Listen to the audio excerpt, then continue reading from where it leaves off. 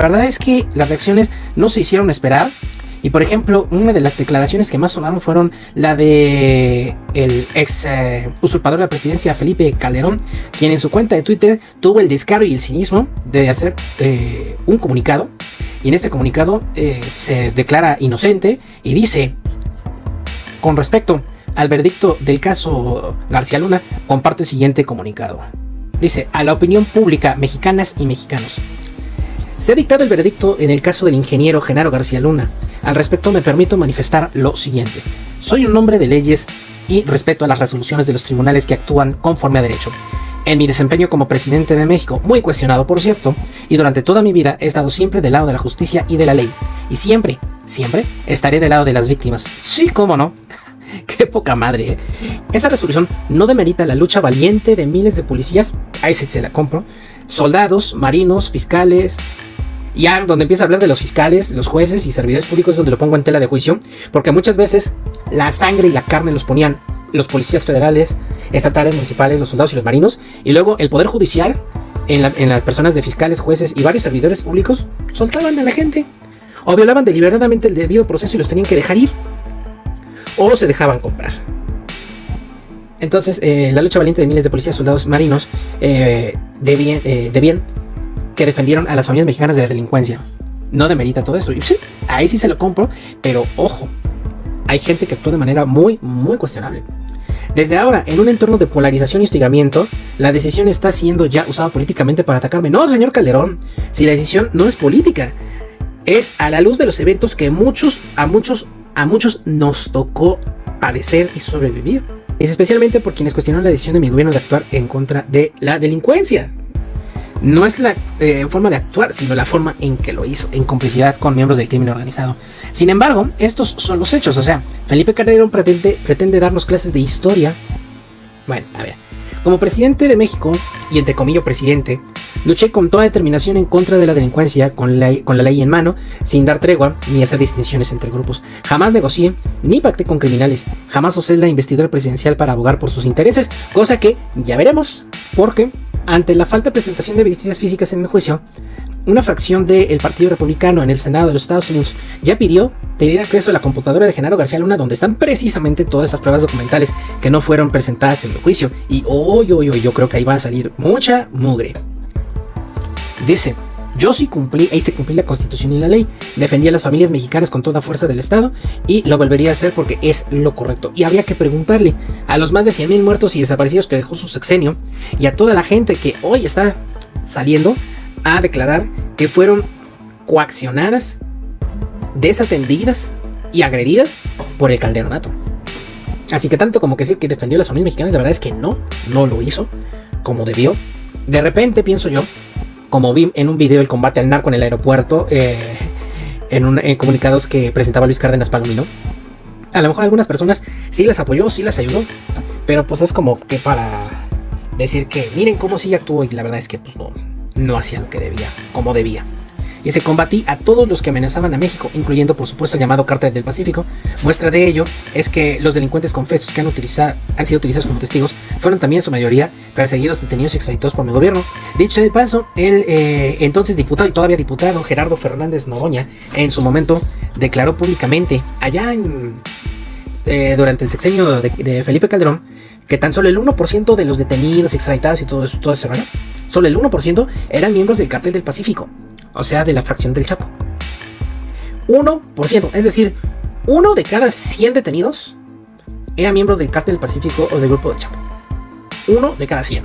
Gracias a que enfrentamos a la delincuencia y a todos los cárteles, el crimen se iba debilitando y el Estado se estaba fortaleciendo. Recuperamos territorios que estaban bajo control criminal y se detuvieron delincuentes de todas las organizaciones. Los decomisos de armas, drogas y dinero alcanzaron cifras sin precedentes. Claro, habría que preguntarle al chino mexicano Shen Liyagón a ver si de veras lo trataron como debieron. Y dicho de paso, dicen que encontraron $200 millones en cash, aunque Shen Liyagón dice que había el doble, o sea, 400 millones. La política de seguridad dio resultados, no solo en los casos más emblemáticos, sino a nivel nacional. Los principales indicadores de criminalidad iban a la baja al determinar mi gobierno, y esa tendencia se prolongó algunos años más. Claro, organizaciones como Amnistía Internacional, el mismo Artículo 19, el INEGI y varias instituciones en materias de derechos humanos declararon y demostraron que la violencia al finalizar el sexenio de Calderón con respecto del sexenio de Fox había crecido un 200%. Así que tanto como que decir, híjole, iba a la baja, pues tampoco. La lucha por la seguridad de los mexicanos no era responsabilidad de una persona. Claro, ahí sí estoy de acuerdo con él. No era solo responsabilidad. Hay que recordar que hay 3 niveles de gobiernos: el municipal, el estatal y el federal. Fue un esfuerzo de miles de soldados, marinos, policías, ministerios públicos, mujeres y hombres que arriesgaron y en muchos casos perdieron la vida por defender a las familias mexicanas. A ellas y ellos y a los familiares de los caídos les digo hoy que nunca duden, porque la ruta que trazamos fue la correcta: luchar con valor contra los criminales, apostar con la construcción de instituciones civiles de seguridad y proteger a las víctimas. Con la información disponible tomé las medidas de debida diligencia en la integración y operación del equipo de gobierno. De entre los que estaba Genaro García Luna, faltan 2 párrafitos, a ver si lo menciona. También conté con el apoyo y el reconocimiento de instancias del gobierno de los Estados Unidos en el marco de las iniciativas de cooperación en materia de seguridad y siempre con respeto a nuestras leyes y a la soberanía nacional. Y aquí también estoy de acuerdo. Genaro García Luna y Felipe Calderón no actuaron solos. Imagínense el golpe para el ego de los gringos al tener que aceptar que 2 mexicanitos, el presidente y su secretario de seguridad, fueron y armaron todo un desmadre en los Estados Unidos. Pues no, claro que no. Nunca van a aceptar eso. Pero sí tuvieron que cortar el juicio. Recuerden que habían dicho que iba a durar un promedio de 8 semanas.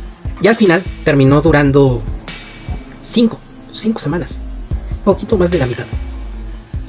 En mi opinión y en la opinión de muchos comentaristas y analistas, recortaron el tiempo porque la mugre que estaba brotando era demasiada. Y era imposible creer que Felipe Calderón y Genaro García Luna actuaron solos. Por eso es que, en la opinión de muchos, incluyendo la del servidor, es que decidieron recortar el tiempo del juicio y declarar de inmediato lo que todos ya sabemos y que era innegable: no declarar la culpabilidad de Genaro García Luna de 4 cargos de narcotráfico y 1 por mentir a una autoridad migratoria. Llamo a los mexicanos, concluye Calderón, a no distraerse de lo fundamental. Hoy mismo las familias sufren todos los días la extorsión, el robo, la violencia y la impunidad de los criminales. Por eso el Estado debe usar su poder para luchar contra la delincuencia y no para hacer uso faccioso de la justicia e intimidar a críticos y opositores. Sí, güey. Como en la marcha del INE, ¿no? Y que vieras qué reprimidos se veían todos. No tienen abuela, sinceramente. Felipe del Sagrado Corazón de Jesús Calderón Hinojosa, que se robó la presidencia. Obviamente, pues esto no es gratuito. Vemos como, por ejemplo, del lado derecho, que podemos ver el tweet, vemos como Felipe Calderón limita, dice, ¿quiénes pueden responder? Dice, las personas que Felipe Calderón sigue o haya mencionado pueden responder. Uno, si trata de responder, pues no puede. Y pues obviamente los mensajes que se pueden ver, pues son puros mensajes de aplausos. Dice, excelente respuesta, señor expresidente. Prueba de ello, el sexenio de AMLO se perfila para ser el más violento de la historia. Los homicidios no solo no han disminuido, sino que se triplicaron desde el 2006. Tampoco se han reducido el consumo de drogas, al contrario, ha aumentado. Dice, aquí Mr. Lotario, en 2006 yo trabajaba para una empresa extranjera y estaba muy lejos de México. Y la razón por la que decidí regresar fue justamente porque con usted vi que existía verdadera voluntad de sacar a este país adelante. Reconozco su valor y le agradezco su labor. Vamos a ver este personaje. No, pues es una persona que dice, vine a mascar chicle y a domesticar chayos. Imagínense. Y luego Felipe Calderón hablando de policía. Javier Lozano, qué raro. Dice, muy bien dicho, presidente, todo mi respaldo y reconocimiento. No, pues no es para menos. Yo me pregunto, ¿cuántos derechos laborales en nombre del NARCO habrá permitido que se violaran el señor Javier Lozano, en aquel entonces secretario del Trabajo?